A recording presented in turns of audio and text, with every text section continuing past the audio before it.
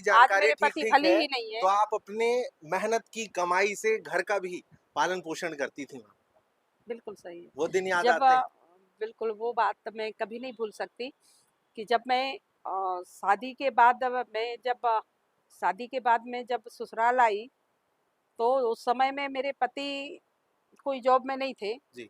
और जब वो जॉब में नहीं थे तो हम लोग, पति भी मजदूरी करते थे और मैं भी मजदूरी करती थी। ईंट भट्टा में मैं काम करने जाती थी। भाजी बनाते हैं, जी वो जी भी मैंने चूल्हा बनवाई हो। जी। तो जिसमें हमने जब मन करे तो वहाँ पे भाजी साग बना सकते हैं, पेज बना सकते हैं यहीं पे मैम? मक्के का। हाँ अच्छा, वो तस्वीर भी हम आप तक हाँ पहुंचाएंगे। तो उसको बनाने में कितना क्या वक्त लगा मैम, कैसे बनता है, कुछ उस पे बात करें? हाँ। मध्य प्रदेश आदिवासी परंपरा और संस्कृति से भी समृद्ध है और इसकी समृद्धता में चार चांद तब लग जाया करता है जब जिम्मेदार भी इस परंपरा को आगे बढ़ाने के लिए, उसे मजबूत करने के लिए कुछ अलग पहल करते हैं। मैं अपने सहयोगी कैमरे के उस पार अंकित से कहूंगा कि जरा एक तस्वीर दिखाएं। अंकित, दिखाइए किस तरीके से ये जो दीवारें हैं ये बैम्बू से बनी हुई हैं, यानी बांस की लकड़ियों से ये पूरी दीवारें बनी हुई हैं। और बाकायदा आप ध्यान से देखेंगे तो जहां एक तरफ इसकी खूबसूरती में बढ़ोतरी हुई है, कुछ ऐसी कलाकृतियां भी आप देख सकते हैं कि किस तरीके से दीवारों में बिल्कुल अलग तरीके से जो ये आकृतियां हैं इन्हें उकेरा गया है। और अगर बहुत करीब से दिल से जुड़ करके इस पूरी बातचीत को देखेंगे, इन आकृतियों को देखेंगे, तो ऐसा पाएंगे कि चीख चीख कर ये बता रही हैं कि कितना समृद्ध आदिवासी परंपरा और संस्कृति है। इस पर बातचीत करने के लिए और ये जो आकृतियां बनी हुई हैं, ये जो दीवारें आप लोगों को दिख रही हैं, ये दरअसल संपतिया उइके मोहन कैबिनेट में मंत्री जो हैं उनके मकान में इस तरीके की कलाकृति है। बातचीत करने के लिए हमारे साथ में मैम, आप कैसी हैं? जी ठीक हूँ। अच्छी। जी अच्छी हूँ। मैम, जैसा कि मैंने शुरू में सबको कह करके रोका कि जब कोई जिम्मेदार ऐसी पहल करता है तो उस परंपरा और संस्कृति में चार चांद लग जाया करता है। कैसे सोचा आपने? हमारी जनजाति समाज की अद्भुत परंपरा और अद्भुत कला है। और चूंकि मैं जनजाति समाज से हूँ, तो स्वाभाविक है माननीय मुख्यमंत्री जी ने मुझे अपने कैबिनेट में उन्होंने लिया है, स्थान दिया है। तो लोग आएंगे, प्रदेश भर के लोग आएंगे जाएंगे, जो भी आएंगे तो वो देखेंगे इस सारी चीज़ों को। और मुझे इसलिए भी संतुष्टि है कि जो हमारे गांव में रहने वाले लोगों में इतनी शानदार कला है। माननीय यशस्वी प्रधानमंत्री जी की मंशा है कि लोकल फॉर वोकल। तो आज जो हमारी कला है, हमारी संस्कृति है, उसको हम लोग जिम्मेदार लोग यदि उसको सामने नहीं रखेंगे तो कैसे बढ़ावा मिलेगी। तो उस बात को लेकर के मैंने यहाँ पे रखी है। और मेरे अपने क्षेत्र में भी, मैं जहाँ पे मैं रहती हूँ मेरी झोपड़ी में, वहाँ पे भी मैंने ये सब बनाई हुई है। और ज्यादातर ऐसा होता है। जी मैम, कुछ कह रही थी? आज यहाँ पे आप देख रहे होंगे कि बांस को काटने के लिए कितनी दिक्कतें जाती थी, पर माननीय प्रधानमंत्री जी ने बांस काटने के लिए घास के उपयोग में लाने वाला ये सामान है, ये बांस है, बम्बू है। जी। इस नाते उन्होंने बिना परमिशन के भी काटने के लिए, यदि आपके खेत में बांस है तो आप लोग काट सकते हैं। ऐसा हमारे जनजाति समाज के लिए भी बहुत आसान कर दिया है। माननीय प्रधानमंत्री जी को हृदय से बहुत बहुत धन्यवाद देती हूँ। और साथ में जो पेंटिंग हमारे बहनों ने, हमारी सेल्फ हेल्प ग्रुप की बहनों ने पेंटिंग में जो आपने जो दुपट्टा रखे हैं, जी जी। तो ऐसे ही वो हमारे मंडला में भी हमारी सेल्फ हेल्प ग्रुप की बहनें वो गौड़ी पेंटिंग की साड़ियाँ बनाती हैं, दुपट्टा बनाती हैं, बैग बनाती हैं, मोबाइल की कवर में वो गौड़ी जी। पेंटिंग करती हैं। और डायरी की कवर में, डायरी में वो गौड़ी पेंटिंग करते हैं। तो ऐसे मिलकर के जिस तरीके से यशस्वी प्रधानमंत्री जी ने हमारे जो कल्चर है और जो हमारा खुद का था उसको आगे लाने के लिए जब इतने अच्छे हम लोगों को अवसर दिए हैं, तो इस नाते मेरे मन में भी आया और मैंने अपने बंगले में ये सब बांस के बम्बू का हो या मतलब गौड़ी पूरा पेंटिंग जो हो। घर है, जो जी बंगला है, जी उसे समर्पित कर दिया अपनी जी। इस संस्कृति और और यहाँ परंपरा को। यहाँ तक कि जो चूल्हा में हम लोगों ने पेज भाजी बनाते हैं, जी वो जी भी मैंने चूल्हा बनवाई हो। जी। तो जिसमें हमने जब मन करे तो वहाँ पे भाजी साग बना सकते हैं, पेज बना सकते हैं यहीं पे मैम? मक्के का। हाँ अच्छा, वो तस्वीर भी हम आप तक हाँ पहुंचाएंगे। तो उसको बनाने में कितना क्या वक्त लगा मैम, कैसे बनता है, कुछ उस पे बात करें? हाँ। उसमें मिट्टी, जो मिट्टी रहती है, तो वो मिट्टी को बहुत अच्छे से उसको बारीकी से बहुत चिकना करके और उस पे कुछ गोबर मिला करके और उसको हम लोगों ने वो चूल्हा के रूप अच्छी बनाते हैं। मेहनत लगती अच्छी है मतलब मेहनत उसको लगती लगाने है में। उसमें। जी, उसको बनाया जाता है। जी, ज्यादातर अमूमन ऐसा होता है, आप लोग रील्स और शॉर्ट्स के जमाने में रुके हुए हैं, इतनी देर तक बातचीत कर रहे हैं, तो मुझे लगता है कि बातचीत आप लोगों तक बहुत अच्छी पहुंचेगी, ऐसा मैं सोचता हूं। ऐसा होता है कि छोटे से गांव से जब कोई निकलता है, बड़े शहर में जाता है, कुछ बन जाता है, तो वहीं का रहकर होकर रह जाता है, और कई बार तो वहां जाने से भी बचता है। लेकिन मैम जो है वो मंडला के गांव से निकलती हैं और दिल्ली तक का सफर पूरा करती हैं। सफर कितना कठिन था मैम?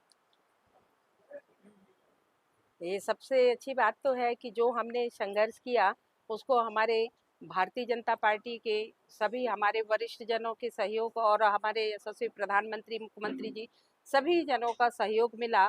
और जो मैं मेहनत करती थी उस उनकी नज़र मुझ पे पड़ी।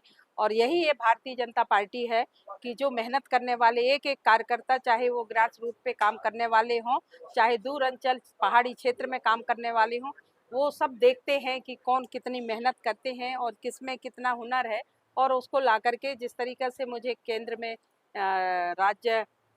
केंद्र में मुझे राज्यसभा में भेजा गया। जी। आज मैं विधायक के रूप में और मंत्री के रूप में आप लोगों के सामने हूँ।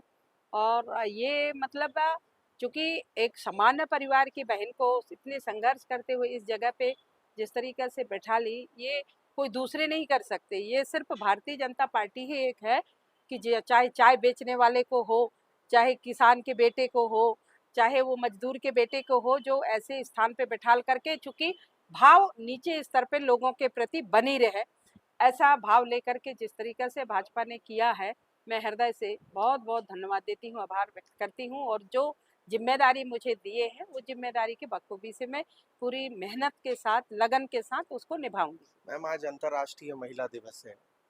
आपकी शुरुआत बहुत कठिन रही, शुरुआत से फिर आज यहाँ तक पहुंची, एक दिहाड़ी मजदूरी, और फिर वहां से धीरे धीरे धीरे धीरे धीरे, तो एक महिला जो घर पर है, घर पर रह करके बहुत सारी बंदिशों में है, वो चाहती है कि उससे बाहर निकले, कोई एक ऐसी बात जो उसके दिल पर लगे और उन बंदिशों को तोड़ करके वो खुले आसमान में उड़े। क्या कहेंगी उन्हें संपत्तियां नहीं, उनकी? पहले ये थी, पर जिस तरीके से जब से अब मैं ये बात करूँगी भाजपा की बात तो आप कहोगे कि ये भाजपा की बात राजनीतिक कर बात रही। कर रही हैं पर जी। मैं जो दिल में एक है और महिला, जो एक है, एक वो सफल मैं महिला के रूप में बताइए मैम। एक सफल महिला के रूप में एक यही है कि सबसे पहले तो महिला को आगे आने के लिए उनके परिवार का पूरा योगदान रहता है, उनका पति को जाता है पूरा श्रेय। और जब परिवार के लोगों ने जब उनको सहयोग करते हैं, तो निश्चित ही वो महिला बहुत आगे बढ़ती है। आज मैं एक बहुत ही साधारण परिवार से थी, मेरे मिस्टर पहले पटवारी थे, फिर वो आरआई हुए। तो जिस तरीक़े से उनका पूरा सहयोग रहा और आज मुझे यहाँ आने में मेरे परिवार का, मेरे पति का बहुत अच्छा मैम योगदान अगर था। मेरी आज जानकारी मेरे पति ठीक-ठीक भले है, ही नहीं है। तो आप अपने मेहनत की कमाई से घर का भी पालन-पोषण करती थी मैम। बिल्कुल सही है। वो दिन याद जब आते हैं? बिल्कुल वो बात मैं कभी नहीं भूल सकती कि जब मैं शादी के बाद शादी के बाद मैं जब ससुराल आई, तो उस समय में मेरे पति कोई जॉब में नहीं थे। जी। और जब वो जॉब में नहीं थे तो हम लोग, पति भी मजदूरी करते थे और मैं भी मजदूरी करती थी। ईंट भट्टा में मैं काम करने जाती थी। तो उस समय में हम लोगों ने दोनों सोच करके ये बात करते थे कि आज हम लोग कोई नौकरी में भी नहीं है और कहीं ऐसा कोई ऐसा वो काम भी नहीं है जहाँ पे हम लोग करें। तो उस समय में हम लोग फिर दूसरों के यहाँ काम करते थे, फिर दूसरों के यहाँ से काम करते-करते फिर खुद के यहाँ पे हम लोगों ने ईंट भट्टे का काम शुरू किया। और ईंट भट्टे का काम धीरे-धीरे शुरुआत करने के बाद हम लोगों की धीरे-धीरे स्थिति थोड़ी अच्छी हुई। और फिर तुरंत ही 2 महीना, ढाई महीना के बाद हमारे मिस्टर का फिर वो ऑर्डर आ गया। उस समय में डिंडौरी ज़िले में उनके लिए ऑर्डर आया, तो वहाँ पे वो जाकर के जॉब करते थे। वो अपने उधर रहते थे और उस समय में जिस तरीक़े से एक पटवारी को कितनी सैलरी 800-900 मिलती थी, और जी। आज भाजपा की देखो, भाजपा की सरकार आई तो एकदम जंप कर गई। चाहे वो 6वां वेतनमान हो, 7वां वेतनमान हो। और आज जिनको उस समय में 800 रुपए मिलते थे, उनको आज 40,000 रुपए मिल रहा है। ये बहुत बड़ी बात है। तो उस समय में जब वो अपने जॉब करते थे, जॉब के साथ न्याय करते थे, तो मेरे बूढ़ी सास-ससुर थे, उनके साथ रह कर के और मैं उनकी सेवा करती थी और मज़दूरी करती थी। फिर मैं राष्ट्र सेविका समिति के संपर्क में आई, तो राष्ट्र सेविका समिति के माध्यम से फिर मैं लगातार 90 से फिर मैं 98-99 तक मैं राष्ट्र सेविका समिति का भी काम करती थी और सरस्वती शिशु मंदिर में जी। मैं आचार्य के रूप में मैं काम करती थी। एक पेड़ था, मेरा छोटा सा मकान था और उसके सामने एक बहुत बड़ा आम का पेड़ था। उस आम के पेड़ में मैंने जो जो बच्चों को मैं स्कूल में पढ़ाती थी, उन्हीं बच्चों को मैं वो पेड़ के नीचे कोचिंग पढ़ाती थी। महिलाओं के साथ बैठ कर के मैं महिलाओं को मंडल में, रामायण मंडल में उन लोगों को जोड़ती थी और पेड़ उन की लोगों छाव को ने शिक्षित, बच्चों को हाँ, कोचिंग दिया। कोचिंग देती थी। जी। और मेरी एक सपना थी कि मेरे गांव सब साक्षर रहें, एक भी व्यक्ति निरक्षर ना रहे। लड़ाई तो आपकी ये थी। ये मेरी लड़ाई सोच थी। थी, लड़ाई जी थी जी। और उसमें मैं बिल्कुल सफल हुई। और जब आज वो बच्चे मिलते हैं मैम? हाँ, आज जो जिन बच्चों को मैंने पढ़ाई हूँ, आज वो बच्चे, ऐसे हमारे 3 बच्चे तहसीलदार हैं, जी एक नगर निगम में है, नगर पालिका में है, फॉरेस्ट में एसडीओ हैं। जी। तो अच्छा, मुझे आज बहुत वो भी खुशी गर्व होती है करते और होंगे कि नगर हमने जिनसे पालिका में सीखा वो, सीएमओ है। जी, वो मंत्री हैं आज। जी। मैम, आदिवासी समाज का उत्थान, ये जो शब्द है मैम, ये चरितार्थ होते हुए दिखता है आपको? दिखता है। मैं बार-बार ये बात को बोलती हूँ कि कांग्रेस ने आदिवासियों का उपयोग किया है, पर यदि आदिवासियों के लिए किसी ने काम किया है तो वो भारतीय जनता पार्टी की सरकार ने किया है, माननीय नरेंद्र मोदी जी ने किया है, माननीय मोहन यादव जी ने किया है। वो हम सब लोग देख रहे होंगे, चाहे वो शिक्षा की बात करें, स्वास्थ्य की बात करें, बिजली की बात करें, चाहे पेयजल की बात करें। तो किसी ने यदि किया है, सोचा है, तो वो एक ही पार्टी ऐसी है जो वो भाजपा है। और भाजपा की सरकार में आज आप हम सब लोग देख रहे होंगे कि सारे क्षेत्रों में बहुत अच्छा काम हो रहे हैं। आज 89 ब्लॉक में जी। जो काम हो रहे हैं, वाकई में अति सराहनीय काम हो रहे हैं। जो छोटे काम और जो छूट गए होंगे वो काम भी होंगे। थोड़े से समय में मैम, आज अंतर्राष्ट्रीय महिला दिवस है, महाशिवरात्रि का दिन है। आपने बातचीत की और कई ऐसी बातें सबके सामने रखी जो शायद उनके लिए बहुत फायदेमंद होंगी, जो फिलहाल खुद को जंजीरों में जकड़ा हुआ पाती हैं और अब आपकी कुछ बातों से वो खुले आसमान में उड़ सकेंगी। बातचीत के लिए मैम आपका बहुत शुक्रिया। जी, थैंक यू। तो ऐसी ही बातचीत लगातार करते रहने का प्रयास है। फिलहाल राजधानी भोपाल में हूँ और ये दिखाता हूँ कि किस तरीके से उन्होंने, जिनसे मैं आप लोगों की बातचीत करा रहा था, अपना पूरा निवास समर्पित कर दिया है आदिवासी संस्कृति और परंपरा को। हम आपको दिखाते हैं, फिलहाल अंदर थे और ये बांस की लकड़ियों से बने दीवारों को आपने देखा। अब बाहर किस तरीके से कलाकृतियां बनी हुई हैं, इन कलाकृतियों को देखिए जरा, और फिर अब आप लोगों को इन दीवारों में भी उन कलाकृतियों को दिखाते हैं।